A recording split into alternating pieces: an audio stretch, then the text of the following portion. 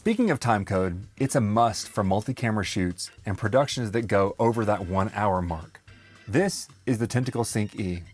It's a small timekeeping device that I install on my cameras and audio recorders to ensure they're all synced by the end of the shoot. I've written a longer form video on how I use the Tentacle Sync in my production workflow, including how I integrate it with my editor later on. So if you want the full download on that, subscribe. In theory, installing one of these devices on every camera and my multi-channel audio recorder means that I simply take all the files and drag them into the timeline. When I first started using these devices over a year ago, timecode support in Final Cut Pro was significantly lacking. And while I'm happy to report that timecode support in Final Cut Pro has now improved, it's still tricky if you have to involve other audio editing applications in your workflow.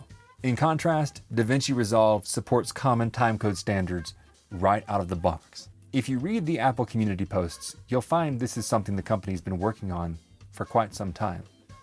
However, in true Apple fashion, the company attempted to strong-arm many camera vendors into using a QuickTime specific timecode format in order to gain support in Final Cut Pro.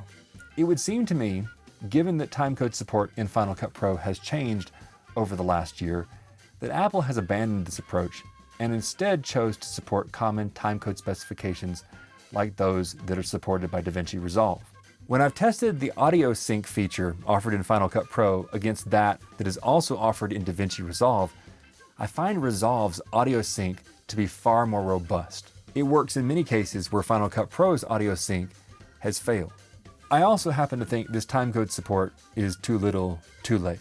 If I have to involve a separate audio editor in my workflow, then I've already dramatically slowed down the production process. And that's not something that I need if I'm trying to make 2 videos a week. I've often said when you're making a video that you're creating an audio experience first. The video is an auxiliary. This analysis is supported by the number of commenters on my video who say my soothing tone of voice helped them learn more.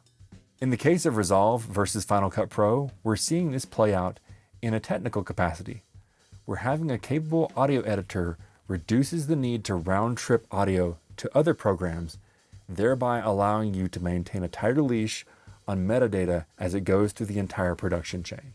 This is something that DaVinci does incredibly well because it helps keep the focus on the story, not the software being used to make the story. And you would think that's something Apple would embrace.